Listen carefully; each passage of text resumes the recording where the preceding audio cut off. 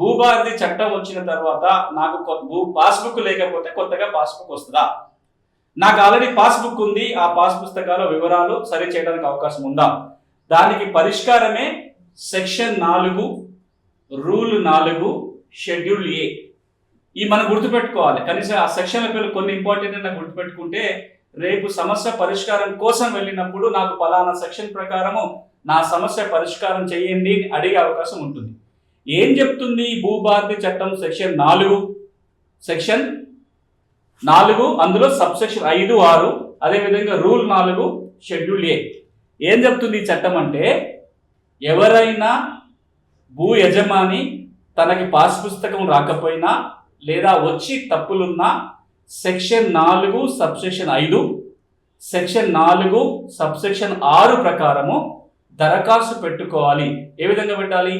భూభారతి పోర్టల్లో ఒక దరఖాస్తు నమూనా ఉంటుంది.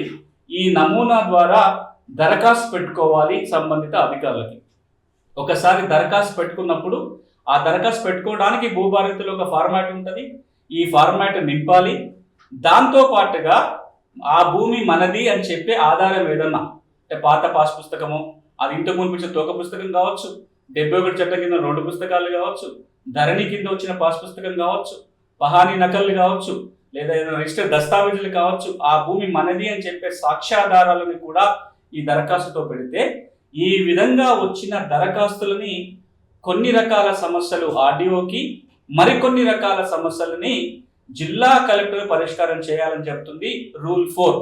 ఇంతకుముందు ఏముండే ఈ మాడ్యూల్ ద్వారా కొన్ని సమస్యలు తహసీల్దారు, కొన్ని ఆర్డీఓ, కొన్ని కలెక్టరు, కొన్ని సిసిఎల్, ఇన్ని అంచెలలో రకరకాల మాడ్యూల్స్ ద్వారా ఉన్నన్ని కూడా అన్ని మాడ్యూళ్ళు ఈ రోజున ఒక మాడ్యూల్గా మారిపోయింది. అదే ROR కరెక్షన్ మాడ్యూల్. ఈ మాడ్యూల్ ద్వారా ఆన్లైన్లో దరఖాస్తు పెట్టుకుంటే అది కూడా ఆ దరఖాస్తుతో పాటు నేను చెప్పిన పత్రాలు జమ చేయాలి.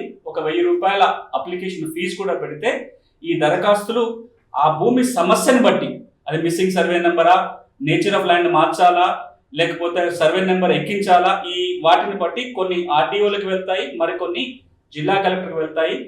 దరఖాస్తు పెట్టుకున్న 60 రోజుల్లోగా నోటీస్ ఇచ్చి విచారణ చేసి హక్కులున్న మాట వాస్తవ నిర్ధారణ అయితే రికార్డుని సవరించడం కానీ లేదా కొత్తగా పాస్ పుస్తకాలు జారీ చేయడం కానీ ఈ చట్టం కింద చేయడానికి అవకాశం ఉంది.